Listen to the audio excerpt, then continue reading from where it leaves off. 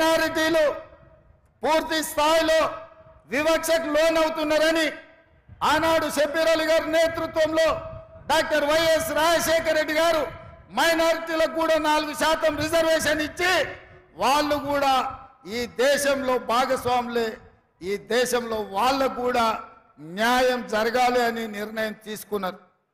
ఇట్లా కాంగ్రెస్ పార్టీ దళితులు, గిరిజనులు, బలహీన వర్గాలు, మైనారిటీలకు రిజర్వేషన్లు ఇచ్చి నిధులు కేటాయించి వాళ్ళ అభ్యున్నతి కోసం పనిచేయాలనుకుంటుంటే ఇవాళ బీజేపీ కుట్ర చేస్తున్న సోదరులారా. ఆ కుట్ర ఏంటంటే చూసి ఉంటారు మీరు మోడీ గారి ఉపన్యాసాలు. इस बार 400 पार, हमें पूछा क्यों भाई आपको 300 पिछले बार मिले और इस बार भी कुछ कम उधर इधर 300 मिले तो सरकार बनाने वाले हैं, क्यों 400 मांग रहे हैं? तो भारतीय जनता पार्टी के लोग ये कह रहे हैं कि पार्लियामेंट में 2/3 मेजॉरिटी अगर उन लोगों को मिले तो वो संविधान को बदलने के लिए मौका मिलेगा. అంటే ఈసారి 400 సీట్లు వస్తే రాజ్యాంగాన్ని మార్చాలంటే పార్లమెంటులో 2/3 మెజారిటీ ఉండాలి.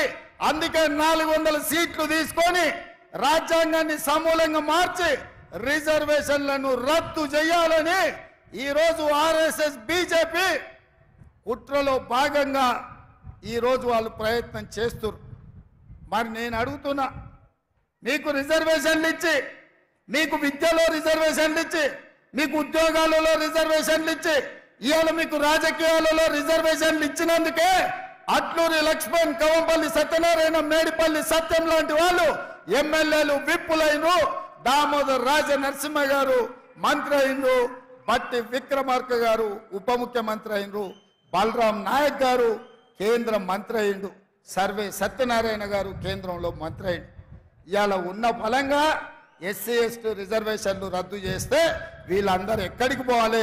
చదువుకుంటున్న పిల్లలు ఏం చేయాలని నేను అడుగుతున్నా. అందుకే నేనన్నా కుదరదు, మీరు కుట్రలు చేస్తుండ్రు, మీ కుతంత్రాలను తిప్పి కొడతామని వాళ్ళ రహస్య ఎజెండా మీద నేను బహిరంగంగా మాట్లాడిన.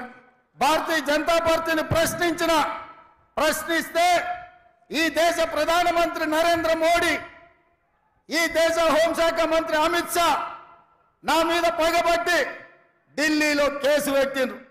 ఎవరయ్యా ఫిర్యాదుదారంటే కేంద్ర హోంశాఖను స్వయంగా పోయి రేవంత్ రెడ్డి బీసీలను, ఎస్సీలను, ఎస్టీలను జాగృతం చేస్తుండు, వాళ్ళ రిజర్వేషన్ల రద్దు మీద ఊరూరు తిరిగి ప్రచారం చేస్తుండు, ఆయనను అర్జెంటుగా అరెస్టు చేయాలని ఢిల్లీలో కేసు పెట్టిరు.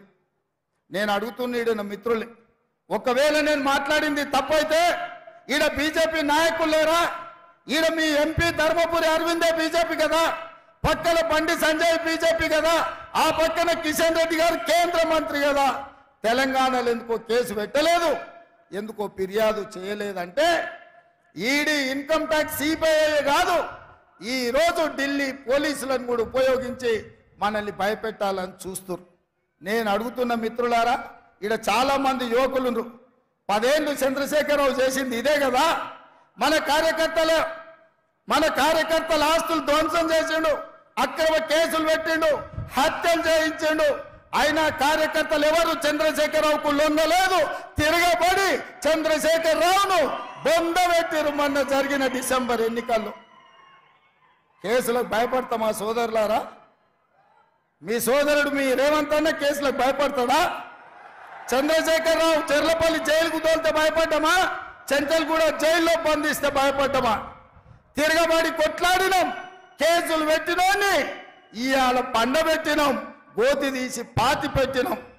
నేను అదే మాట చెప్పదలుచుకున్న బీజేపీ నాయకులకు, మీరు ఢిల్లీలో పోలీసులు ఉండొచ్చు, ఈడీ ఉండొచ్చు, ఇన్కమ్ ట్యాక్స్ ఉండొచ్చు, సిబిఐ ఉండొచ్చు, మీ దగ్గర, నా దగ్గర 4 కోట్ల తెలంగాణ ప్రజలను, 50 లక్షల తెలంగాణ యువకులు ఉన్నారు. ఈ 50 లక్షల తెలంగాణ యువకులతోనే తెలంగాణకు పట్టిన దరిద్రం, చీడను, పీడను చంద్రశేఖరరావును వదిలించినాం. మా వాళ్ళ దెబ్బకు చంద్రశేఖరరావు నడుము ఇరిగి బోర్ల బొక్కలు వాడి బొక్కలు ఇరిగి బోర్ల పడ్డాడు. మరి ఇవాళ గుజరాత్ నుంచి వాళ్ళిద్దరు కూడా బయలుదేరి నిన్నటికి నిన్న మోడీ గారు వచ్చారు. ఆయన ఈ దేశ ప్రధానమంత్రి, ఆయనను గౌరవించాల్సిన బాధ్యత మన మీద ఉన్నది.